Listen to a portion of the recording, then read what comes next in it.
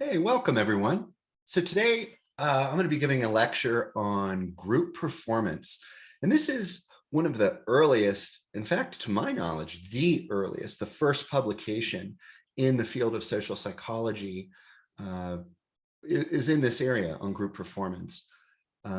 What is that? Well, group performance is how the actual or imagined presence of other people impact the way that we perform a task, whether we do good, whether we do bad.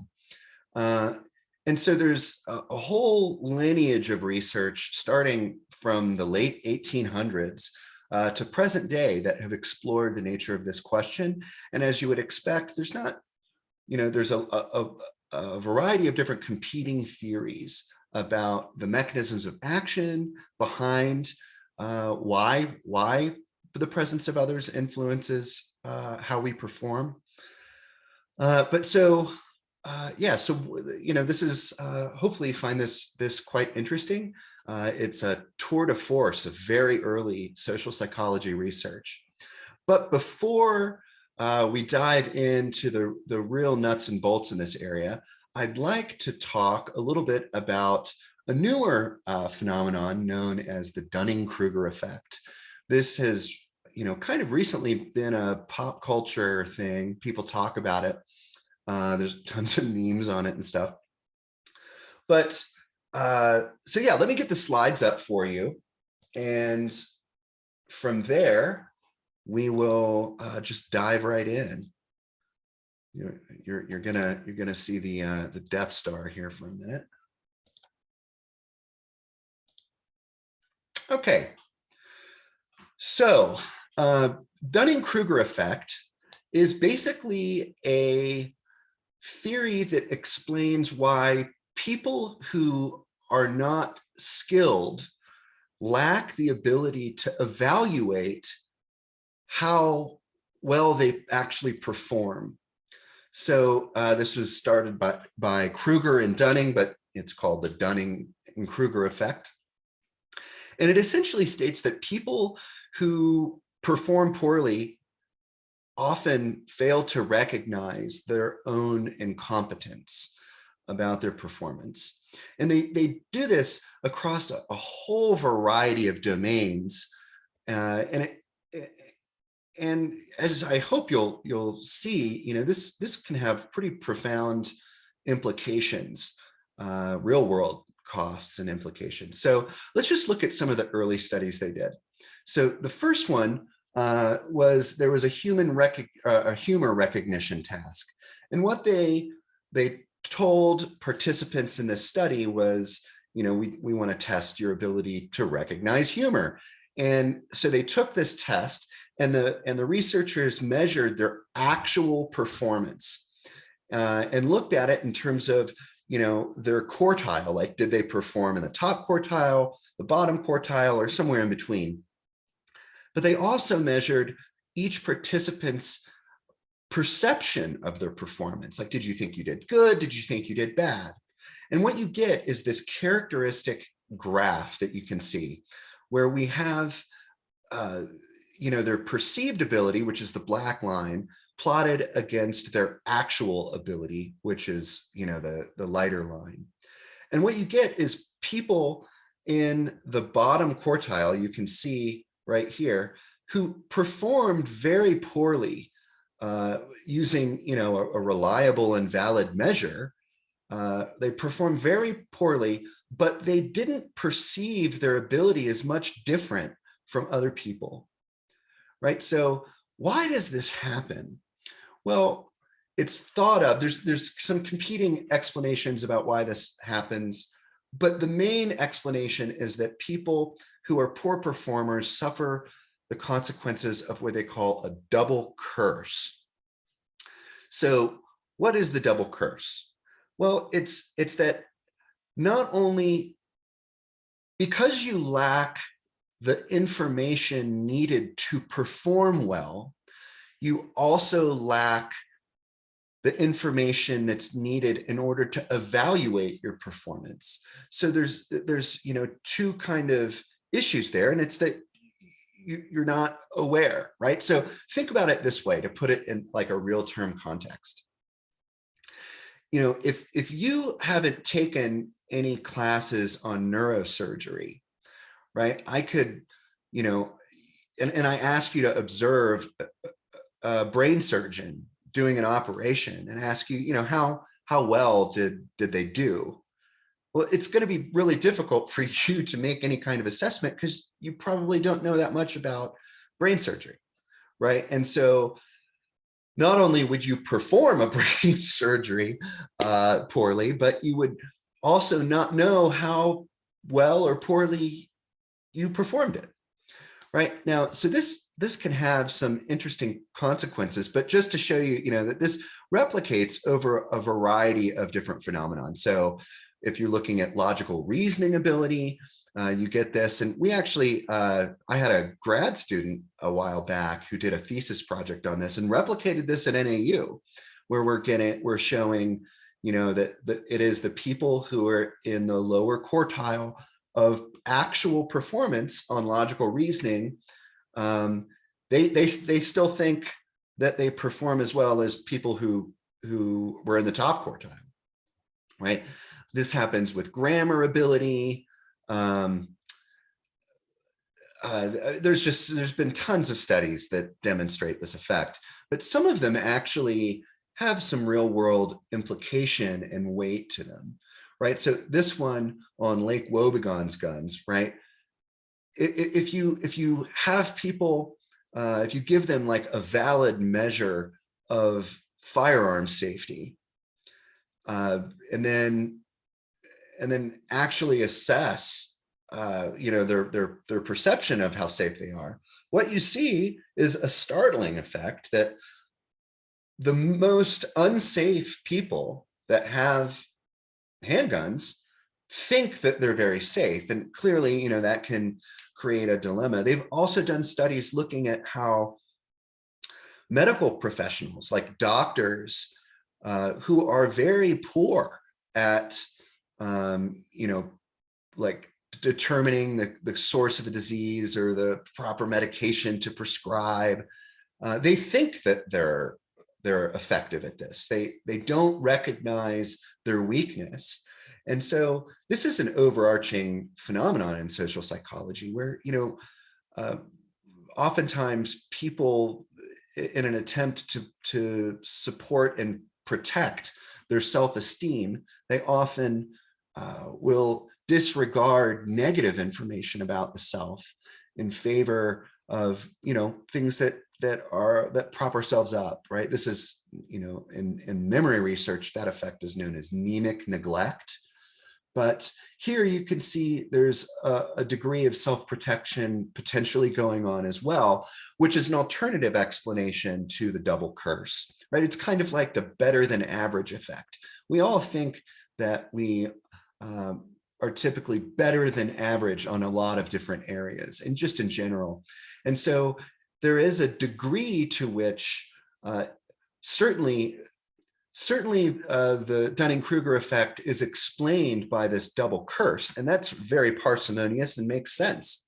However, there could be other moderating conditions like concerns, people's motivation to protect the self from feeling like they don't know anything, right? And so this is just, I think, an interesting phenomenon that has some real world implications, and it's kind of tangentially related to this area of performance. So I just wanted to touch on that before we dive into the real, history of social psychology type work on performance, which was first done by this guy named Norman Triplett. And so Norman Triplett had a great question. I think we've all probably been in a situation where we've thought about this question in the past. Basically, the question is, whenever you're in a competitive scenario with other people, does that facilitate your performance or does it somehow hinder your performance? What happens if you perform alone versus performing in a competitive if you're running alone or racing a bicycle alone and trying to beat your own time, is that different from being in a race with other people on bicycles? And that's actually what he did at first. He measured his own performance cycling on a bicycle and then compared it to whenever he was racing against other people. Now, obviously, this is not the strongest evidence, but hey, it was I'm sorry, this is an incorrect date on here. It should be 1889, not 1989. This is well over 100 years old. So, so after, his initial kind of self-study with his bicycles, he decided to do more formal work in this area. And he developed this like reel thing, it's kind of like a fishing reel, where it had like strings of thread in it, and you had to, wind it like if you were winding a fishing rod. And what he did was he had children try to do it as fast as they could on their own, or do it in the presence of other people they were competing with. And what he found was consistent with his racing data on the bikes. He found that people worked faster in the presence of others, right? In this competitive condition that facilitated their performance on the task. But keep in mind that riding a bicycle and reeling in a fishing reel, these are very kind of, they're not very demanding cognitively, right? They don't require you to think deeply or reflect or reason, right? They're very simple tasks, and this is what he found. So after triplet studies, Alport came along, Floyd Alport. Funny story, Floyd Alport, his brother Gordon Alport is considered the father of social psychology, right? And so these two brothers were really into social psych right at the outset. Alport started a field which he called social facilitation. And what he wanted to do was remove the competitive element that was in triplet studies. And so what he did was he was interested in the question, like, what if people are just there and you're not like competing against them, but you're doing the same task together? Does this influence performance relative to whenever you're doing it alone? And so to do this, he in the condition where people were working with others, he tried to reduce competition. He cautioned subjects to not compare their scores with each other, told them that they weren't going to be evaluated against each other. And then he had them perform a variety of different types of tasks. One was like very simple multiplication. One was a vowel cancellation task where he basically gave them a newspaper article and asked them to cross out every vowel. And then he also had them do a more complicated task where they were asked to think up counter arguments to deep philosophical works of the time. And what he found was quite interesting. He found that performance increased in the presence of others on the multiplication task and the vowel cancellation task. But for the more complex, like the argument task, their performance decreased. So why is this? Well, shortly after Alport, another researcher, Pessin, came along, and he did similar work where he basically asked people to try to learn mazes. And he found that they were much slower to complete the maze when other people were around compared to whenever they were alone. And then he kind of took Alport's math problems and made them more complex, right? And so the same effect occurred whenever there were complex math problems. the presence of others tended to impair their performance. So we're left with this question where, triplet at the outset, found that the presence of others increased performance. But now we've got conflicting findings, right? In some cases, performance is enhanced, and in some cases, performance is hindered. So what is the reason for this? And so these findings are related to group performance, but they differ in terms of what's known as mere presence. So what is mere presence? Well, it's like just the simple presence of another person or another group of people who are not in competition with you, that are just observing you or paying attention to something else even, right? And so mere presence is just other people are there. They're not necessarily competing with you. And so this conflicting, so we certainly know that competition has something to do with it, but a lot of the work that continued on was about teasing apart, like, what is the condition that determines whether or not an audience helps or hinders your performance. So the person who really first addressed this was Robert Boleslaw Zients. That's a name, but this guy's an outstanding researcher from University of Michigan. And what he found is that, or what he proposed was, he called it the compresence hypothesis, but he found that some behaviors are easier to learn and perform than others, that they're more automatic, right? And he called these dominant responses. And so if you ordered like your habits or your automatic responses from automatic all the way to like completely, quote, controlled, right, where you had to really put effort in, he suggested that dominant responses are kind of default. They're located at the top of an organism's response hierarchy, so they dominate all other potential responses. However, non-dominant responses, these are more effortful, right? So, and these are less likely to automatically be activated, right? And so, well, let's think of some common dominant responses. It might be, simple math, right?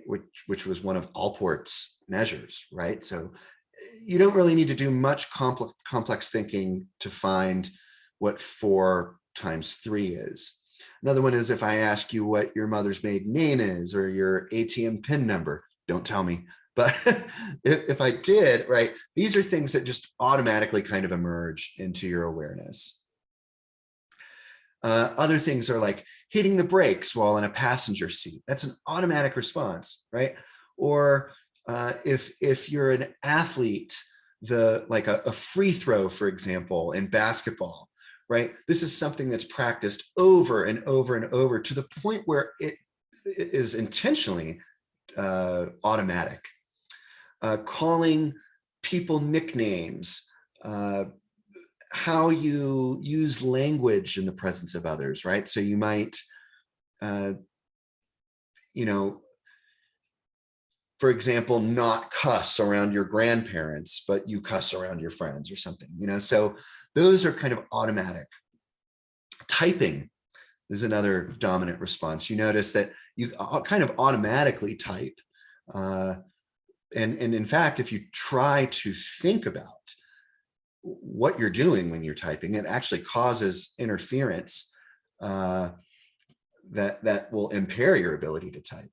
But so all of these are examples of a dominant response, responses that are almost automatically activated.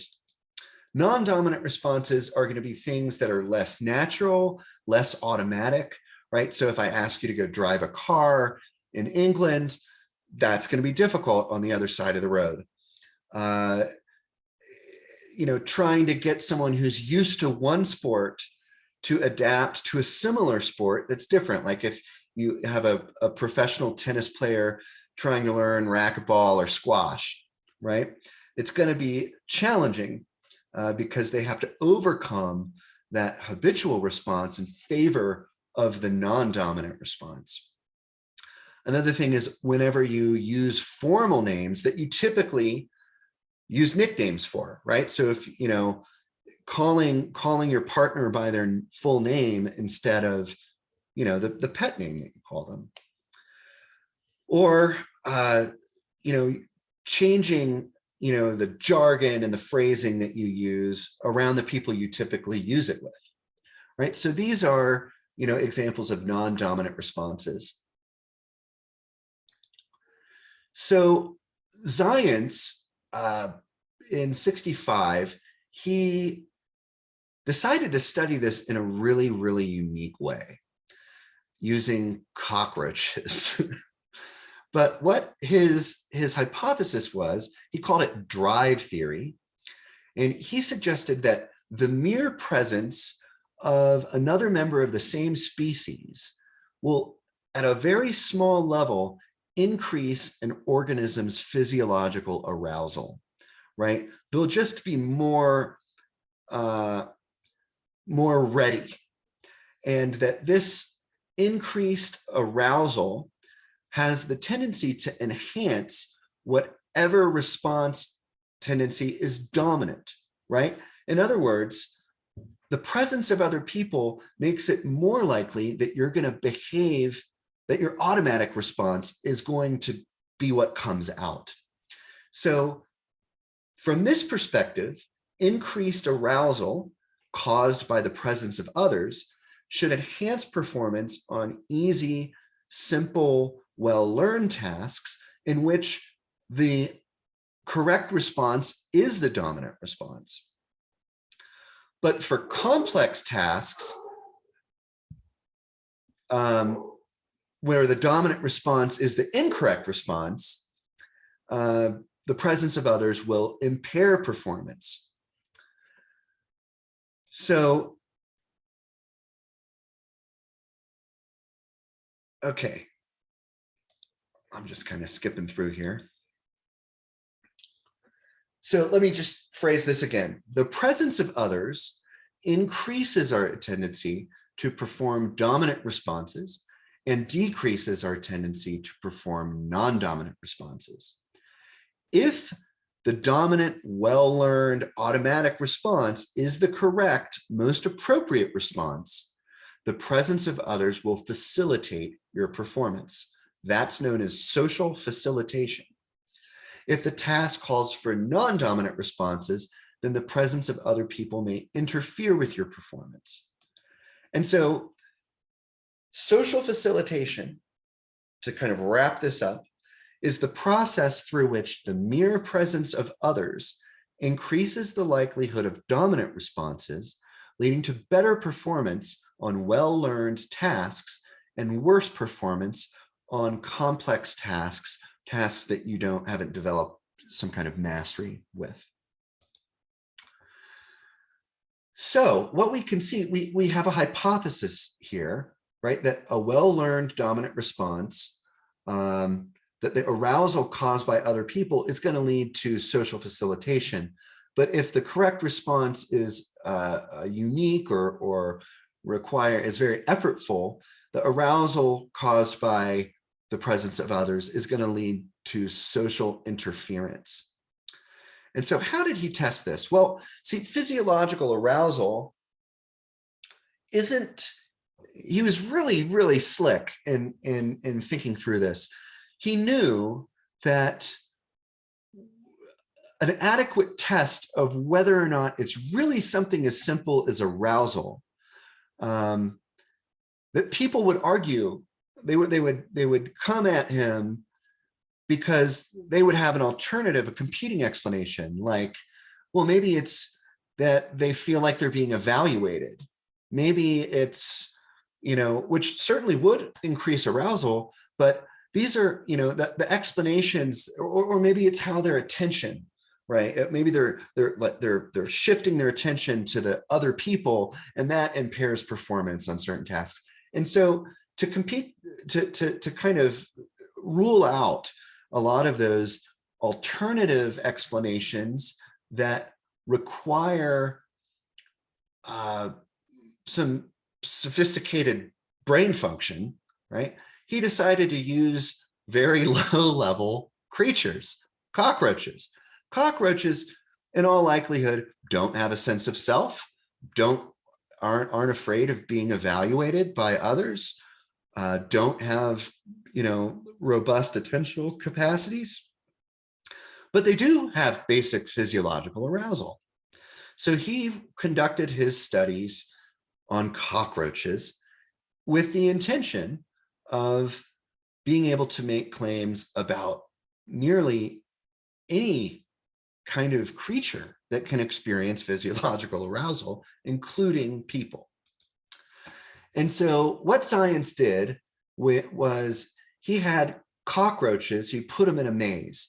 And there was an easy maze where they ran in a straight line, which is the default response for a cockroach. Whenever light is shined, it will run in a straight line. Or a complex maze where they had to make a 90-degree turn in order to escape. And then, I mean, this is just so creative. Then he had cockroach bleachers created where in some conditions they would be empty and the participant cockroach would behave alone. But in other conditions, he would have cockroach audiences in the bleachers that the participant cockroach could observe and see because there was like a transparent plexiglass barrier. What he found was that when the maze was simple and they only had to go in a straight line, the coactor and audience of cockroaches led to faster completion times than whenever the cockroach was alone.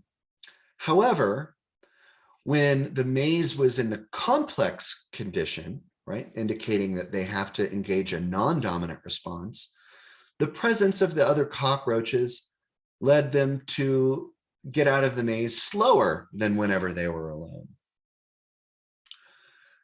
So here's just, I apologize, it's kind of grainy. This is the best kind of picture I could get from it. But this is kind of what it looked like, right? It was a box with cockroach bleachers, and there are two versions, the easy one or the difficult one. And so as you can see, right, what he found was even in cockroaches, right, this effect occurs, right? This facilitation there's social facilitation when the presence of others, when others are present, and the task relies on a default automatic response. But the presence of others impairs performance whenever that task is difficult. This has since been replicated with a variety of other different species, including puppies, chickens, mice, rats, monkeys, armadillos, ants, and opossums. So it's kind of, it's interesting that this social facilitation, social impairment effect is occurring among just about every species that it's been tested on. And, I would doubt that ants also, have the complex nervous systems required for them to like feel like they're being evaluated, or all of these higher level cognitive explanations for why the presence of others impacts our performance. It's not that those might not also play a role. They could certainly do, but beyond that, at a very fundamental, basic level, science really outlined how this can in part be explained by very, very low level states of physiological arousal that are touched off by the presence of other people. So let's look at some research that's been conducted with human beings. So there's studies that have looked at human beings and shooting pool, right? And researchers basically watched people who played pool alone to distinguish between who was a skilled player and who was an unskilled player. Skilled players were defined as making at least 2/3 of their shots, and unskilled players missed at least 2/3 of their shots. So then researchers moved near the pool table and observed them playing pool. Skilled players' performance improved whenever they were observed, but unskilled players' performance was impaired, right? And so here we get the same kind of interaction effect where it matters whether or not you are, if the task demands a dominant or non-dominant response, and whether or not people are present or not, those interact to predict social facilitation or social impaired performance. Other studies, this is by Marcus and Science, they had people take off articles of clothing alone or in the presence of others. And some of the articles of clothing were like dominant responses, like taking off a shirt or taking off socks. And other ones were non-dominant, like tying a tie for a lot of people. And they found consistent results, right? That whenever people were alone, whenever other people were present, they were able to more quickly take off simple articles of clothing relative to whenever they were alone, but whenever the article of clothing was complex, the presence of others impaired their ability. It was more difficult to tie a tie when other people were watching you than when you were alone. And so, so basically, and this effect occurred even whenever the person present wasn't watching, right? Had their back to them, right? Which shows that it's not just about someone paying attention to you and you being evaluated. It's just the mere presence. It's the presence of other people means that at a very, very low level, you need to be on your toes. They introduce almost an element of uncertainty to the situation that you need to kind of, that we're aware of. Okay, so here,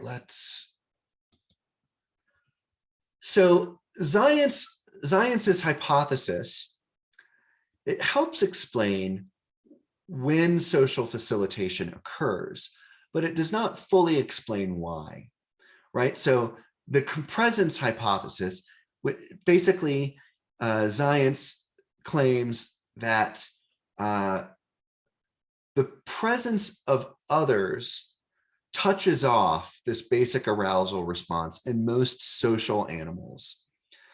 And because the presence or absence of co-species members is so important, compresence arouses the individual simply because one never knows what sort of responses, perhaps novel and unique, may be required, right? So this is kind of what I was getting at with the uncertainty, right? It's that just the uncertainty, that maybe the necessity to respond to something, that is what touches off this physiological arousal and kind of sets the cart in motion for these social facilitation effects. And so the compresence hypothesis is consistent with studies that look at mere presence, and it demonstrates that even when the potential for evaluation concerns is minimized, we still get these effects, right? So it's not all about how you're being evaluated. The cockroach study supports this. But it's not to say, right, that now this is a very, I think, like Zientz's compresence hypothesis and drive theory is a very elegant explanation of a low-level phenomenon that touches off these performance asymmetries. But they're not the only explanation. So, for example, sometimes other people that we're comfortable with, like close friends, you might think, oh, well, they might have a calming influence rather than a rousing influence. And if compresence is correct, under what circumstances would we want friends observing us versus not? Well, this research much later down the road was picked up by a researcher named Cottrell. Cottrell kind of rejected the idea of the compresence hypothesis. He proposed that people learn through experience and that other people are the source of most rewards and punishments. So individuals learn to associate social situations with evaluation, and under certain contexts, whenever they feel like they're being evaluated, they might be apprehensive of the people observing them. And so his suggestion is that evaluation apprehension enhances performance on simple tasks, but it impairs performance on difficult tasks, right? But apprehension, not the arousal response, is what the source of the effect is. So Cottrell, we can see here that he's much more heavy on this evaluative threat kind of element. And so he designed studies to test this hypothesis. So he suggests that any stimulus that increases an organism's apprehension over future rewards or punishments should increase drive levels, or in other words, the propensity for dominant responses to be activated. So when people are in evaluative situations, they tend to perform dominant rather than non-dominant. And what he did was he would manipulate the degree of evaluation or apprehension that the performers would feel in the presence of others or alone. And what he found was that situational factors that reduce evaluation apprehension, such as allowing people to respond in private, having audiences that are either distracted or just not evaluating them at all, that can substantially reduce and often eliminate social facilitation effects. In addition, he's looked at differences in confidence. So people who are highly confident performers perform better when they're evaluated by others, but those who tend to be less confident perform worse, right? So this all really does speak to the reality that there is a degree of this higher level evaluation apprehension going on, and it might not just be all arousal.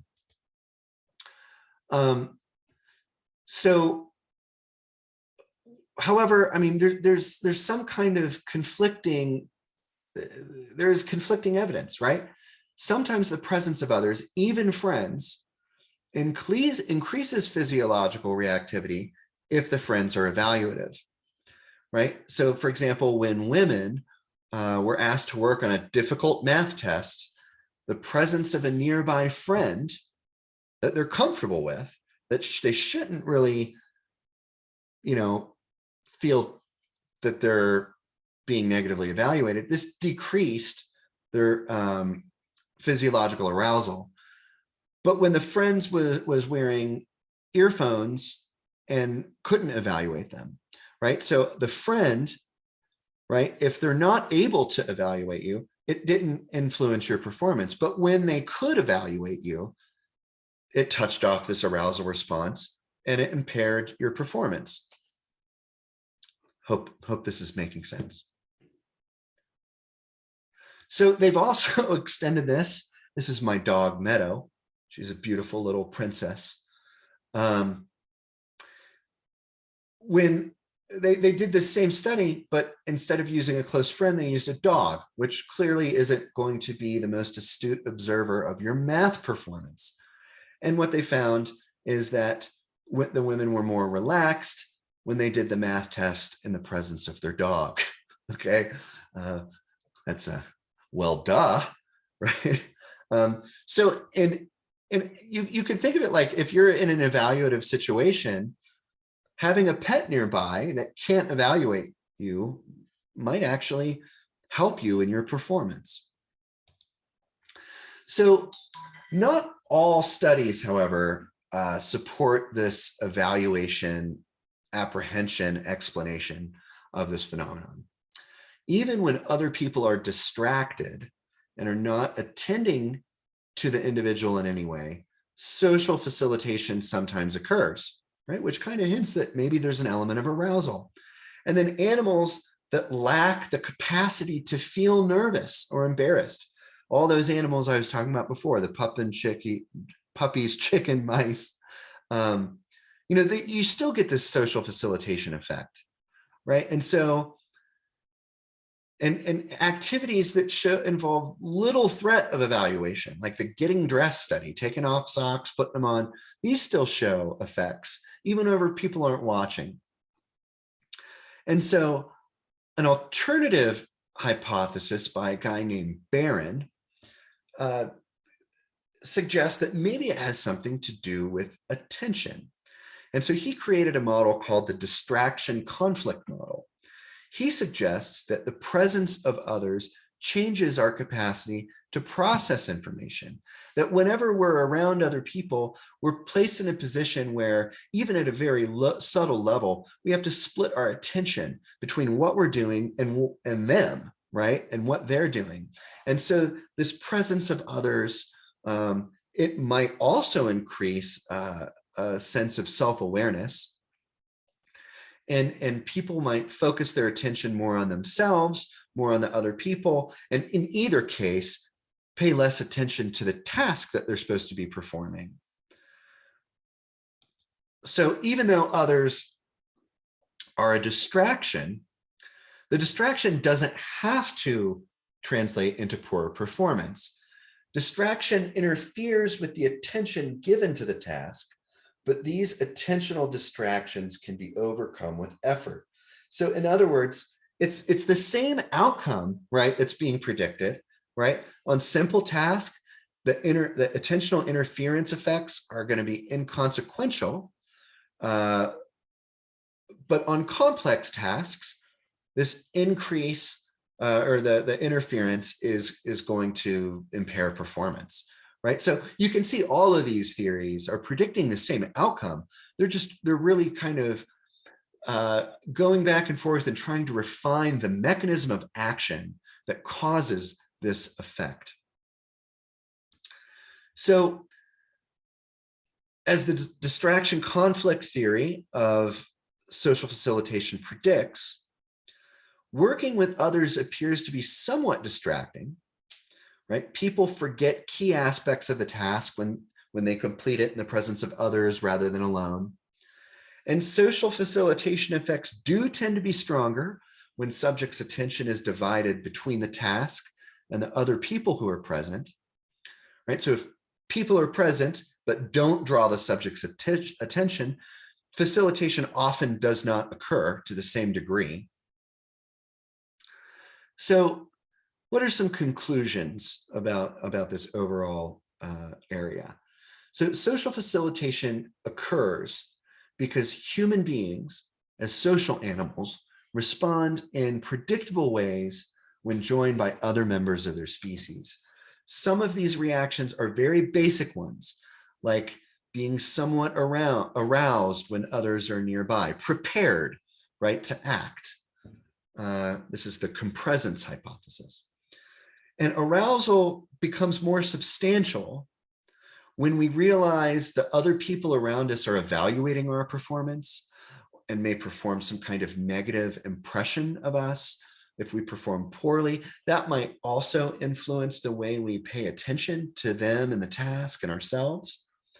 But the key here is there's something going on, and you can think of, in a way, you can think of arousal as kind of being the most low-level cause, but there are multiple causes that contribute to the social impairment and social facilitation.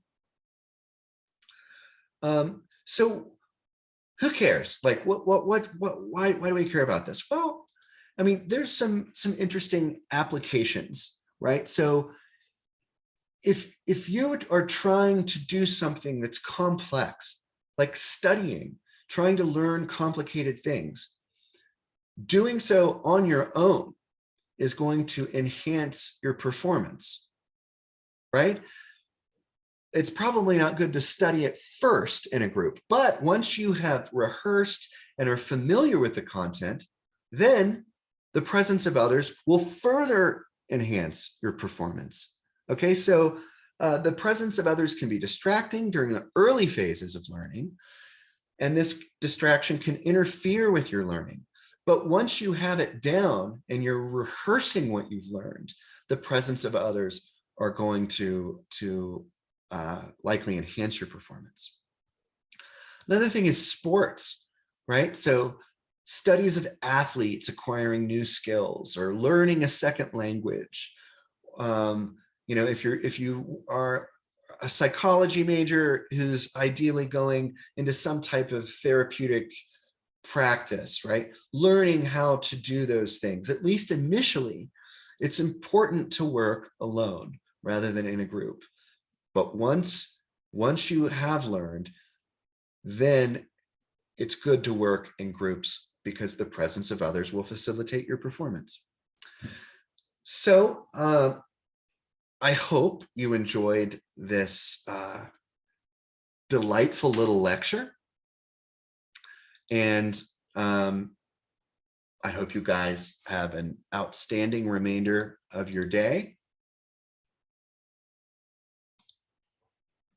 And I will see you next week with another lecture.